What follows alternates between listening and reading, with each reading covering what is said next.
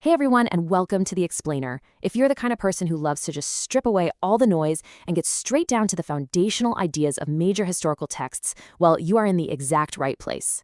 Today, we're going to dive deep into the incredibly unique historical and theological claims made about Christianity, specifically looking at how they're presented in the ancient text of the Gospel of John. We are going to look objectively at what this text actually says, unpacking 8 core distinctives that really define its entire worldview. Okay, let's dive right into this. To make things clear, we've organized these 8 complex distinctives into a logical progression. We'll cover the core identity, the mechanism, the experience, the impact, and finally, the ultimate invitation.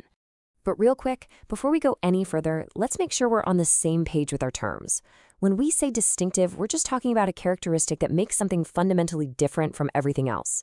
So today, we're looking at the completely unique theological claims of Christianity through the lens of John's Gospel and seeing how those claims stack up against other global systems. So let's start with part 1, the core identity. Who exactly is at the center of this text? If you look at a lot of global belief systems, you'll see they often focus heavily on things like rituals, strict moral guidance, adherence to law, or the pursuit of wisdom and enlightenment. And while John's gospel definitely touches on morality, it claims that Christianity takes a radically different approach right out of the gate. It actually doesn't center first on a system of rules. What's really fascinating is the contrast here. Instead of asking you to merely follow a philosophy, the idea that Jesus just taught some good truth, the text insists on encountering a person. It makes the massive claim that Jesus is the actual visible revelation of God. Faith here is ultimately relational. So the primary question the text asks isn't, what philosophy should I follow, but rather, who is Jesus? And that leads us to what is perhaps the ultimate distinctive of the entire text. The Word became flesh and made his dwelling among us. Now, to ancient philosophers, the idea of the divine becoming literal physical flesh, that was absolutely absurd. No way. Yet this concept, the Incarnation, is the defining pillar of the gospel's core identity. The source material makes the staggering claim that God didn't just send a message from far away, God personally entered human history. Moving right along to section 2, the mechanism, specifically grace and the cross. Think about how things usually work. Many spiritual systems operate on the premise of earned status, human effort achieving some sort of spiritual reward through merit, karma, or legal righteousness. But John's gospel completely flips the script. It positions reconciliation with God not as something you can purchase through perfect effort, but as a totally unearned gift of grace. The initiative, according to the text, comes entirely from God. Honestly, there is probably no better summary of this mechanism than John 3:16. For God so loved the world that he gave his one and only Son. Just think about those verbs for a second. Loved, gave. Salvation is positioned as an initiative born entirely out of divine love. It's something God gives freely, not something humanity achieves. And this initiative leads directly to the cross, which is uniquely central to this faith. But here's the catch. The text doesn't present Jesus' death as a tragic accident or some kind of political defeat. Not at all. It presents it as a purposeful completion, a voluntary sacrifice to achieve reconciliation. Hence his final definitive words, "It is finished." That brings us to phase 3, the experience, relationship, and truth. Let's see what it actually feels like to practice this theology. Look at the words used in the text: knowing, abiding, loving, remaining, following. These are deeply personal verbs, and they show us exactly how the gospel views faith. God isn't presented as some distant creator or a cold, unfeeling judge, but as someone relationally knowable.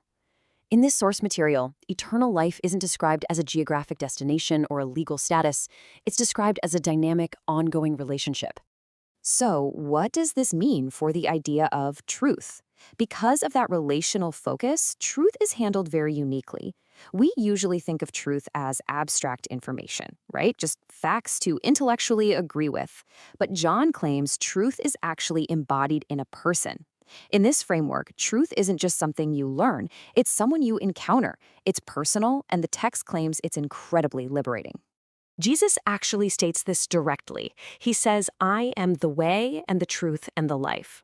Notice he doesn't say, "I can point you to the truth," or "I teach the truth." He identifies himself directly with it. For anyone out there searching for objective meaning, this claim fundamentally shifts how you understand reality. Now for Section 4, the impact. Looking closely at transformation and the kingdom. So, what is the actual result of all these claims? Well, for the individual, the impact is profound. The gospel completely rejects the idea of mere external conformity, just following the rules to look good on the outside. Instead, it demands inner transformation. John chapter 3 introduces the famous phrase, born again, emphasizing that genuine faith is supposed to change the heart first, which then naturally shapes your behavior from the inside out. But what about the societal impact? The text makes a really sharp distinction between God's kingdom and earthly power.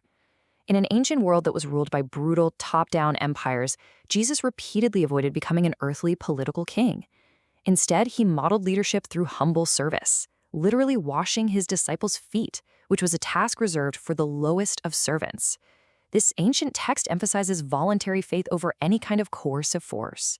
This crucial point is captured perfectly in John 18:36, where Jesus says, "My kingdom is not of this world."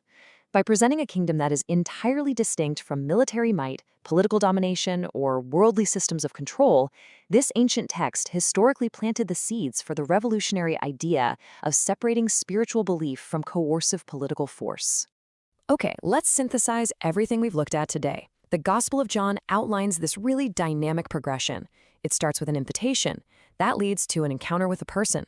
That person reveals the truth, and that truth ultimately leads to inward transformation. It's not about static rules, it's a continuous journey of revelation and response. Which leaves us with a final, provocative thought to chew on. If truth really is an encounter rather than just an argument to be won, how does that change the way you search for meaning in your own life? The Gospel of John doesn't end by demanding you sign a contract on the dotted line. It just ends with a simple, ancient invitation found in John 1:39. Come and see. It's an invitation to investigate the claims for yourself. Thanks so much for joining me for this explainer, and keep exploring.